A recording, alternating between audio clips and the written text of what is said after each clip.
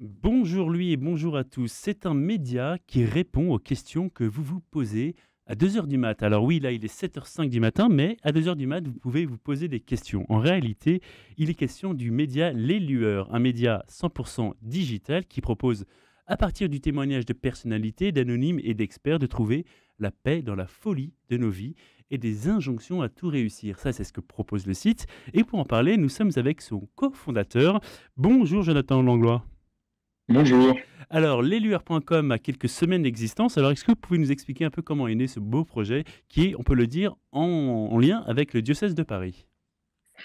Bah oui, ce projet, comme vous l'avez dit, c'est un peu la rencontre de deux désirs. Je pense que c'est le désir, la volonté du diocèse de Paris et de son archevêque d'aller à la rencontre toujours plus des personnes qui cherchent des réponses, qui cherchent à grandir dans leur vie personnelle et spirituelle et qui sont pas forcément en lien avec l'Église, avec nos institutions, avec les personnes qui l'incarnent.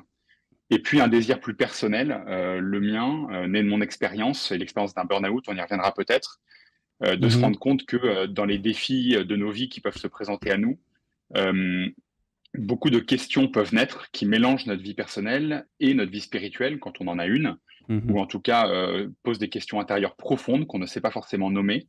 Et la difficulté à ce moment-là de trouver des contenus, de trouver des témoignages, de trouver des choses qui éclairent là où on est et où on est aujourd'hui, c'est beaucoup, en tout cas pour les personnes à qui on s'adresse sur les réseaux sociaux. Alors, vous savez qu'aujourd'hui, c'est le 1er mai, la fête du travail. Et beaucoup de gens, justement, on l'a vu avec les dernières réformes, enfin les dernières contestations de la réforme des retraites, ont du mal à trouver du sens au travail. Et par exemple, vous avez dans les personnes qui font des témoignages, alors il y en a plusieurs et plusieurs styles, hein, que ça peut être de l'humoriste jusqu'à un chanteur qui a fait The Voice, ou même Jean-Marc Potvin, qu'on connaît bien ici, qui est aujourd'hui le fondateur du réseau Entourage, qui disait par exemple que lui menait une vie de hamster dans sa roue en étant certainement le plus performant de tous les hamsters. Finalement, ce que vous proposez comme média, même si c'est pas de l'actualité chaude, c'est aussi un média de solution, on peut dire.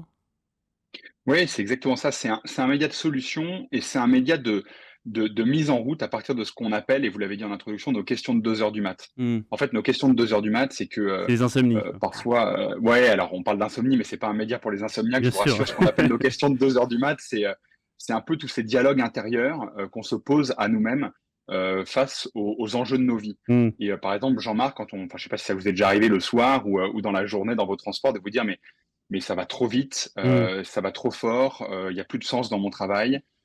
Comment je vais réussir à tout équilibrer, comment je vais réussir à tout réussir. Ça, c'est ce qu'on appelle des questions de 2 heures du mat. Ouais. Et le but de nos échanges, notamment avec Jean-Marc, avec Lilian et des prochains invités qu'on va avoir, c'est de se dire que ces questions-là sont une occasion pour essayer de se poser des questions qui nous emmènent vers une croissance personnelle et spirituelle. Hmm. Et- Et c'est de se dire que ce sens, justement, on peut aller le chercher dans la réflexion intérieure et donc dans le témoignage de personnes qui ont vécu ces questionnements et qui ont progressé dessus. Et Jean-Marc est un formidable exemple. Alors justement, parce que si on parle de stratégie, je sais que vous avez travaillé vous-même dans la stratégie. Est-ce que le fait de voir, par exemple, des personnes qui, à la télévision, ont l'air un peu les beautiful people, comme on peut dire, qui soient chanteurs à The Voice ou qui soient des grands patrons d'entreprise ou des humoristes célèbres. Il y a une vidéo d'ailleurs qui a très très bien marché avec Chicandier, qui a déjà plus de 175 000 vues, pardon. Le fait d'avoir des personnalités qui témoignent, mais aussi il y a des personnes moins connues, hein, on en reparlera. Est-ce que ça permet de se dire finalement, ben, ça peut toucher tout le monde, ces questions-là, ces difficultés ou ces solutions? C'est exactement ça. Ça peut toucher tout le monde et qu'on soit une grande personnalité connue et ça nous donne une grande visibilité aux lueurs dans son lancement, mais qu'on soit aussi des personnes peut-être plus anonymes. Il y a pas un sujet de comparaison. Il y a toujours des personnes derrière les personnages. Mmh. Et c'est ce qui nous intéresse avec les lueurs, c'est de faire parler les personnes derrière les personnages sur les défis, les combats, les failles, les grands désirs de leur vie et qu'on se rende compte en fait que ces questionnements intérieurs qu'on a, on les a tous. Et qu'en parlant, on peut faire justement de notre vie personnelle, de notre vie spirituelle, une occasion de progression. Est-ce que vous Ouais, excusez-moi, oui. non, parce que vous estimiez qu'il y avait un manque, un vide, si on peut dire, Oui, sur cette thématique-là dans les médias? oui, j'estime que le sujet de la vie intérieure, le sujet de la progression sur nos questions personnelles, mais qui sont aussi des questions éminemment spirituelles, Mmh. cette manière en fait d'échanger sur tous ces sujets-là sans les compartimenter. D'un côté, il y a le spirituel, de l'autre côté, il y a le personnel, de l'autre côté, il y a il y a le sport avec le corps, il y a la Mmh. santé avec les médecins, mais d'en faire une discussion globale et comme une occasion de progression, je pense qu'il y a de la place et il y a une vraie demande des gens de pouvoir parler sans filtre, humblement, simplement de ce qu'ils vivent et de savoir comment on peut en faire un chemin de progression. En ce qui concerne la forme maintenant, Jonathan Langlois, je rappelle que vous êtes le cofondateur du site leslueurs.com en lien avec le diocèse de Paris. Alors justement, c'est à la fois assez, implicite, mais aussi très explicite quand on voit les thèmes, mais c'est pas affiché catho, si on peut dire. Pourquoi ça? Alors, c'est pas affiché catho oui et non, c'est-à-dire qu'une personne qui va sur leslueurs.fr, sur la première page, il verra que ce projet est à l'initiative du diocèse, donc c'est vraiment pas une volonté de notre part de le cacher. Par contre, notre réflexion, ça a été la suivante. Est-ce qu'il y a forcément besoin de dire haut et fort partout que nous sommes catholiques pour pouvoir parler de notre vie personnelle et de notre vie Mmh. spirituelle? Et notre réponse, ça a été non, en fait. Ne pas cacher l'émetteur, évidemment, mais d'abord chercher à rejoindre les personnes dans ce qu'ils vivent, à en faire une occasion de discussion, de dialogue, et puis si elles se sentent rejointes, de pouvoir progresser avec elles, c'est ça notre principal objectif. Mmh. Donc, on a envie plutôt d'avoir une posture humble qui cherche à aider et on est catholique. Mmh. Et si les gens le cherchent, bah, c'est un projet qui est à l'initiative d'une institution catholique. Mais c'est pas parce qu'on est catholique qu'on est légitime ou que ça nous donne un droit d'aider. Et ça, c'était important pour nous en termes de posture et de positionnement. Et puis c'est aussi un positionnement qui correspond bien aux réseaux sociaux. Les gens aujourd'hui Mmh. cherchent d'abord du contenu qui va les rejoindre et les aider. Et s'ils veulent savoir qui est derrière, ils le cherchent et on veut qu'ils puissent le trouver.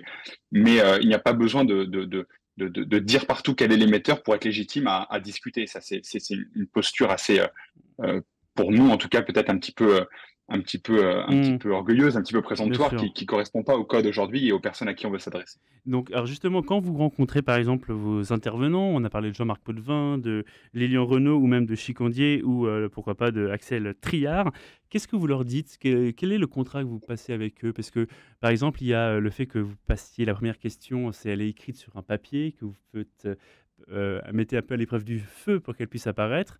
Donc il y a toute une mise en scène qui est très jolie. Je vous invite, amis auditeurs, à aller la regarder. Mais qu'est-ce que vous leur dites quand vous les démarchez, si je puis dire?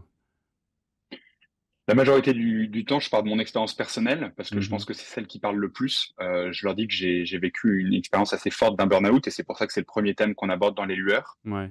Je leur dis qu'à partir de ce défi, je me suis posé beaucoup de questions et que ces questions, depuis plusieurs années maintenant, me font progresser dans ma vie personnelle et spirituelle et que c'est pour ça qu'aujourd'hui, on cofonde un média pour en parler Mmh. et que moi, je les invite à partager leur expérience de ce qu'ils ont vécu parce que quand je les contacte, je sais quand même ils ont vécu des défis, des expériences dans leur vie et je leur dis que cet échange, il a justement pour objectif de pouvoir faire de la question de Dieu et de la question personnelle un sujet de discussion très simple, très humble pour rejoindre le plus grand nombre. Et ils jouent le jeu Et facilement que d'ailleurs. Ils jouent le jeu oui, facilement.